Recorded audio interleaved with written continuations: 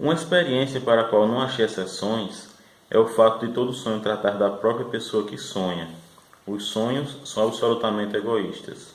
Quando no conteúdo onírico não aparece o meu eu, e sim apenas uma pessoa desconhecida, estou autorizado a supor tranquilamente que o meu eu está escondido por trás dessa pessoa por meio de identificação. Estou autorizado a completar o meu eu.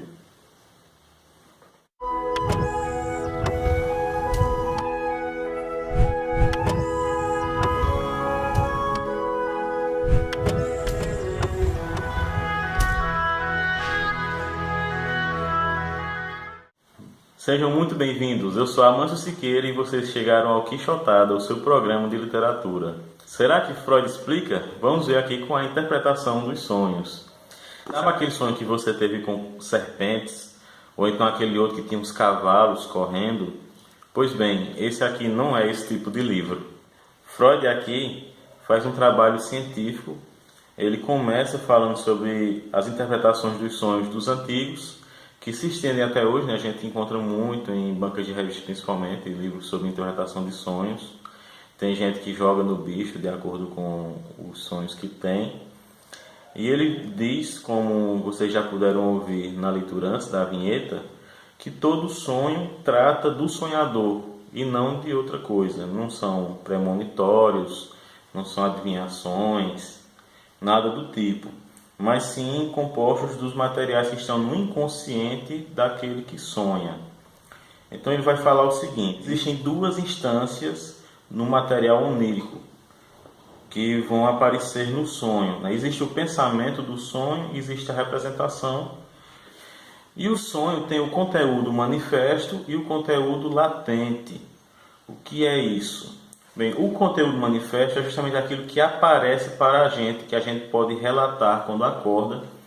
São as imagens e representações mais nítidas, as emoções, as sensações que a gente pode descrever quando está acordado. Mas existe um conteúdo latente que é justamente o conteúdo principal do sonho e aquilo que a interpretação vai levar a desvendar. Por que existe esse conteúdo latente que não aparece no sonho de forma clara? Porque ele faz parte do nosso inconsciente. E é interessante que o Freud, inclusive, fala em sistemas. Eu pensava que isso era uma abordagem mais moderna da psicologia. Eu já falei aqui sobre o livro Rápido e Devagar, Duas Formas de Pensar, do Daniel Kahneman, em que ele fala sobre o sistema 1 e o sistema 2. E o Freud aqui já falava essa questão dos sistemas cerebrais. Interessante. E ele vai dizer o seguinte: existe um recalque. E o que é o recalque? É uma forma de esconder coisas que estão no nosso inconsciente. Existe um sensor dentro do nosso cérebro que impede de emergirem as questões do inconsciente, as nossas pulsões primitivas, os nossos desejos mais profundos. Então, o conteúdo latente fica tentando vir à consciência justamente quando a gente está dormindo, porque o nosso sensor estaria mais relaxado e, portanto, deixaria que essas emoções aflorassem. Porém, mesmo durante o sono, o sensor impede esses desejos de se manifestarem de forma muito clara. Então, o sonho cria essa figura do conteúdo manifesto, aquele que a gente consegue depois contar a respeito, mas que a gente não tem muita certeza do que queria dizer, do que significava. E então o Freud conclui, isso é a sua tese principal nesse livro, e é aquilo que tornou esse livro tão importante. Primeiramente, que o sonho é o guardião do sono, ou seja, nós sonhamos para não precisar acordar, para continuar dormindo. Por exemplo, quando você sonha que está bebendo água, que está comendo, que está urinando, é uma forma que o cérebro tem de fabricar a ilusão de que você já saciou um desejo que seu corpo está sentindo, uma necessidade fisiológica. Então, o sonho faz com que você pense que essa necessidade fisiológica já foi realizada, satisfeita, e então você não precisa acordar para satisfazê-la. É por isso que muita gente faz xixi na cama. E o Freud vai extrair a sua conclusão mais importante, que é que o sonho é a realização de um desejo. Logo no início do capítulo 3, que tem justamente o título O Sonho é uma realização de desejo, ele vai explicar o que ele está querendo dizer com isso.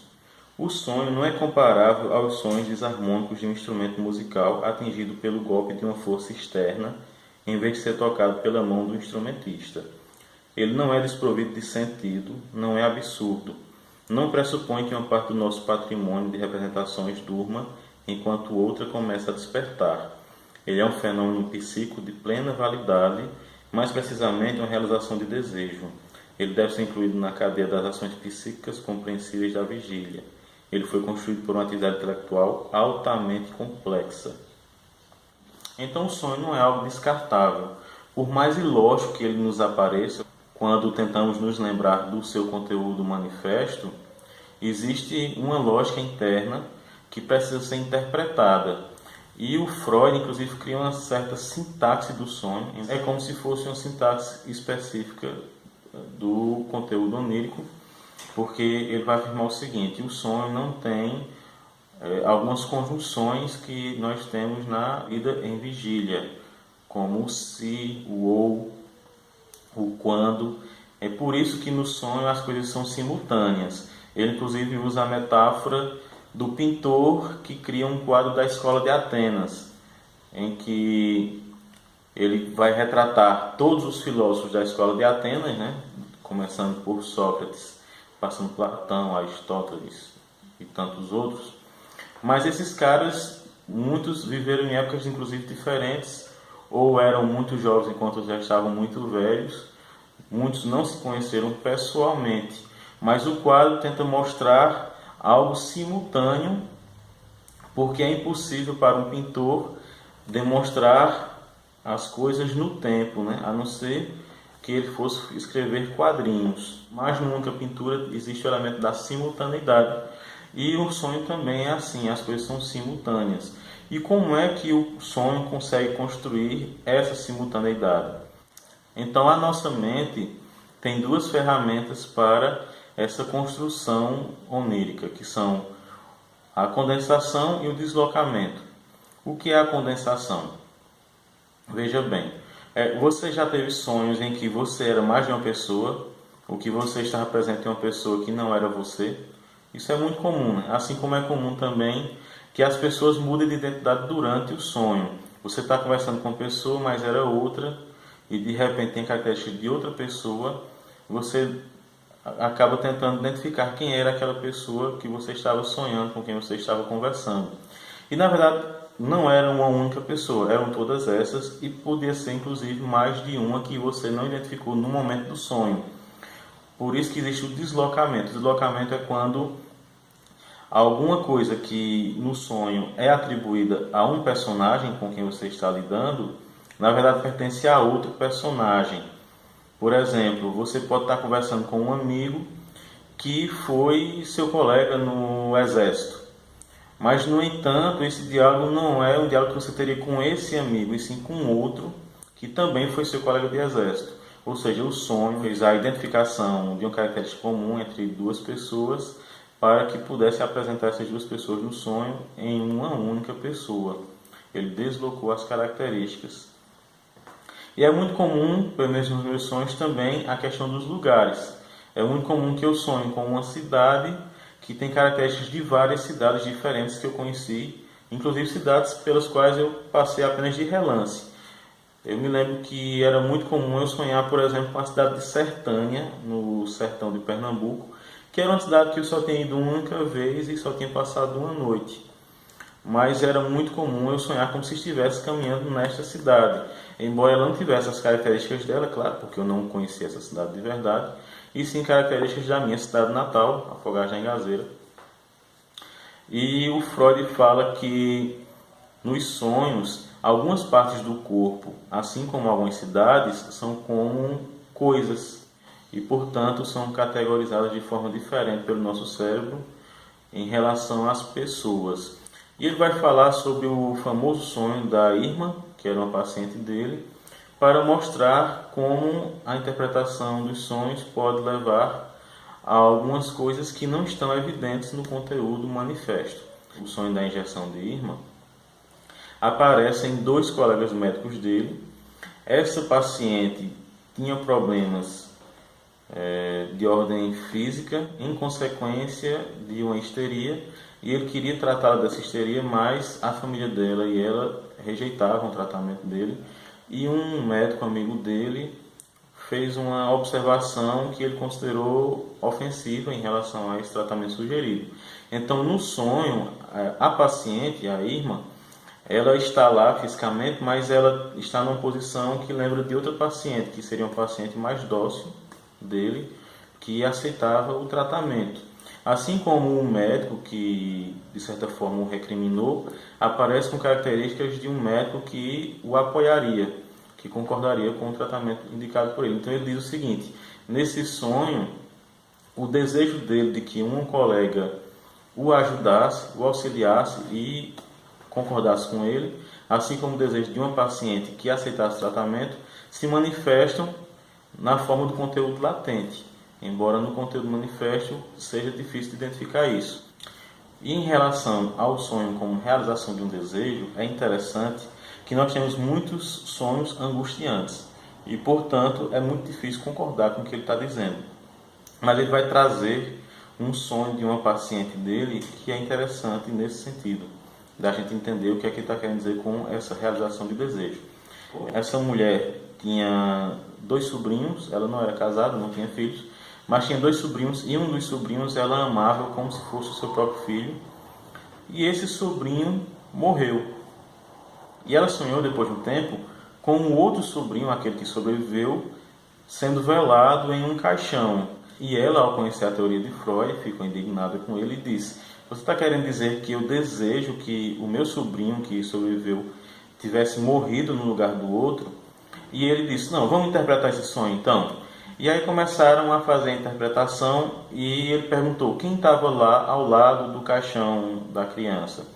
E ela falou das pessoas que estavam lá, inclusive de um cara que tinha sido durante certo tempo um pretendente dela, mas que a irmã, mãe dessas crianças, não tinha concordado com que houvesse esse enlace amoroso. E esse cara era um literato que dava palestras, e ela sempre fazia questão de ir até as palestras dele para reencontrá-lo. E ele esteve presente no enterro do sobrinho falecido na vida real. Então o Freud interpreta da seguinte forma: você não queria que o seu sobrinho tivesse morrido no lugar do outro, e nem muito menos queria que seu sobrinho morresse, mas você procura formas de reencontrar esse rapaz, e uma das formas que você o reencontraria seria com o falecimento do seu sobrinho, porque no falecimento real, no velório real, ele passou muitas horas ao seu lado.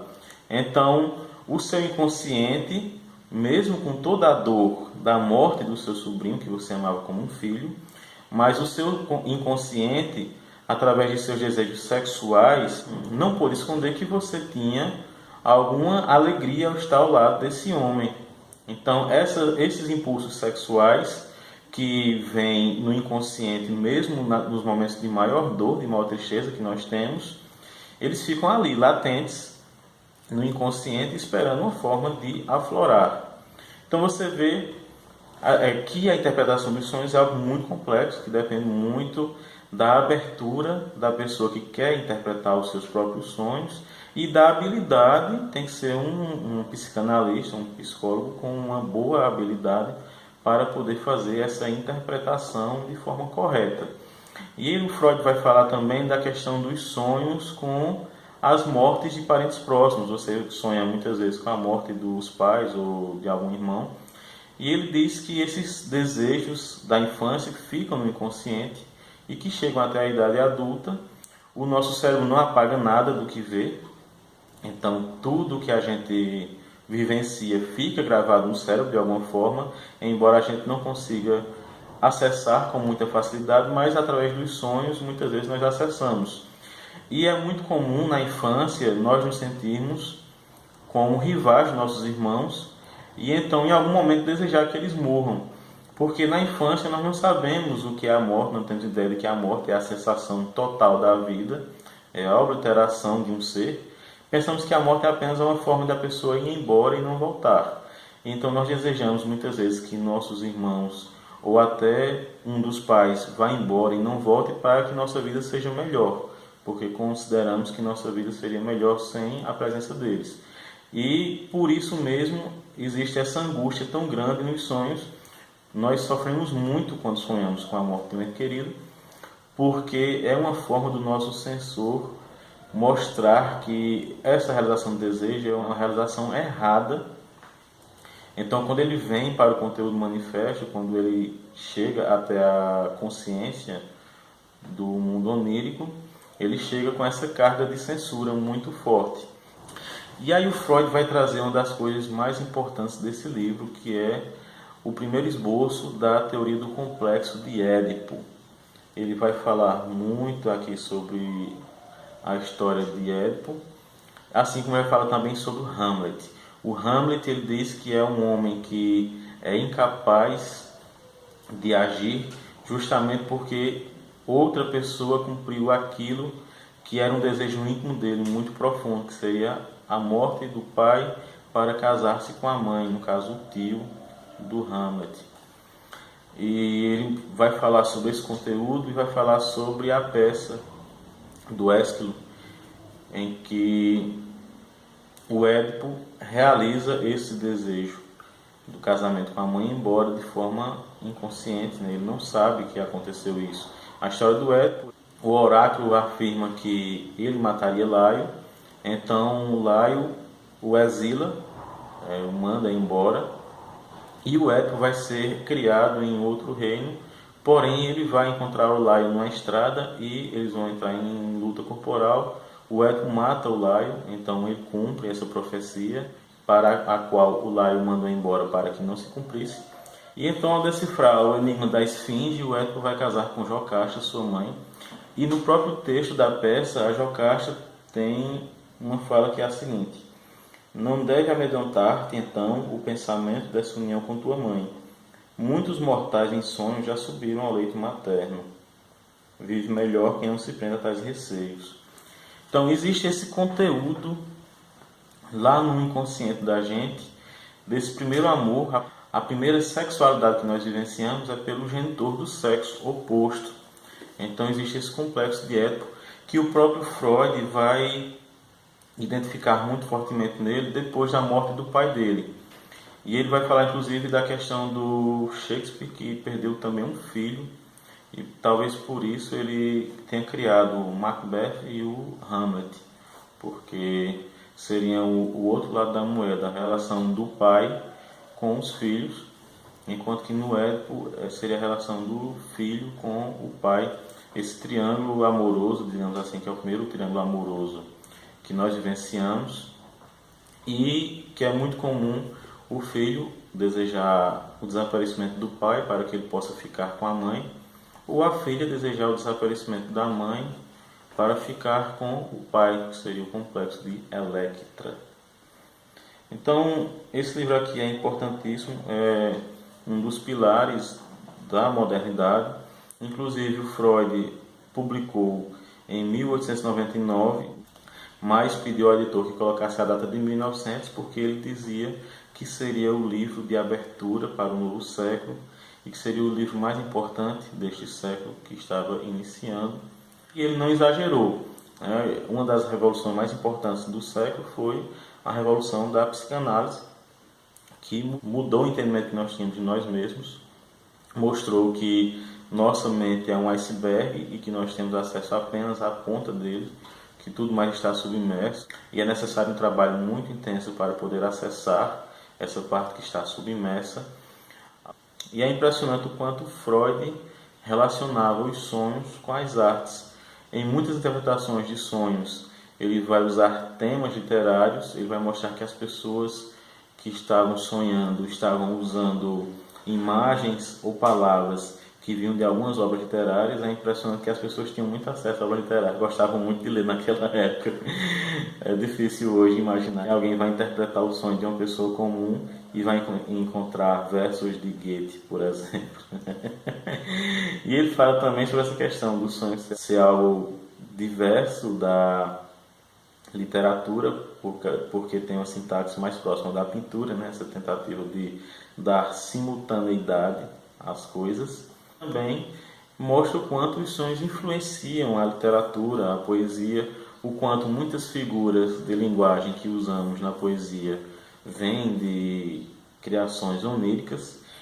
E o Freud vai deixar clara a influência que os sonhos têm sobre as obras literárias, né? As grandes obras, como o próprio Édipo, o Hamlet, elas trazem muito de um conteúdo inconsciente que estaria nas vidas de todos nós. E por isso elas conseguiriam alcançar um público tão universal e perdurar durante tanto tempo, enquanto outras obras não conseguem essa mesma façanha.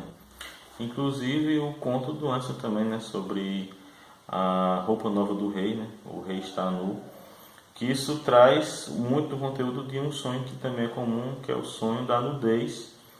Eu tenho muito recorrentemente esse sonho, acho que quase todo mundo tem. E o Freud diz que apesar de ser um sonho que traz uma certa angústia, porque você fica tentando se esconder, né, as pessoas estão vendo que você está ali nu, embora as pessoas não reajam com nenhum escândalo em relação a isso, e seria uma forma do nosso inconsciente trazer de volta o período da nossa infância em que nós podíamos ficar nus e as pessoas não recriminavam, pelo contrário, até achavam bonito. E apesar da gente ter esse desejo no nosso inconsciente, né, o retorno a essa inocência da infância, a essa nudez sem culpa da infância, o nosso consciente, o nosso sensor cria essa sensação de angústia para mostrar que seria errado andar nus nos tempos atuais. Por isso que vem essa angústia. Então, é interessante a forma como Freud mostra a composição dos sonhos, o quanto é interessante nós mergulharmos no nosso inconsciente para tentar nos compreender melhor. Fica a indicação. Espero que vocês tenham gostado do vídeo. Se gostaram, não esqueçam de curtir, comentar e compartilhar, assim como de se inscrever no canal e ativar o sininho que tem do lado do botão de inscrição para não perder as notificações dos novos vídeos. E vamos discutir esse livro. Se você já leu, coloque aí nos comentários o que você achou, se você concordou ou não com o que eu falei. Se você discorda, se tem alguma retificação a fazer, alguma correção, é este o momento. E a gente se vê no próximo Quixotada, o seu programa de literatura.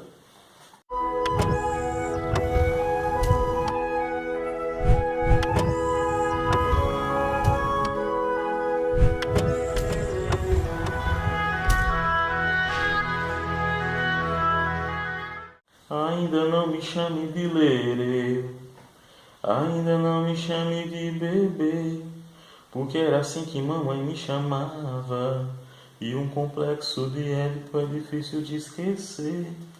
Ainda não me chame de lerê, ainda não me chame de bebê, porque era assim que mamãe me chamava, e um complexo de Édipo é difícil de esquecer. Yeah, yeah.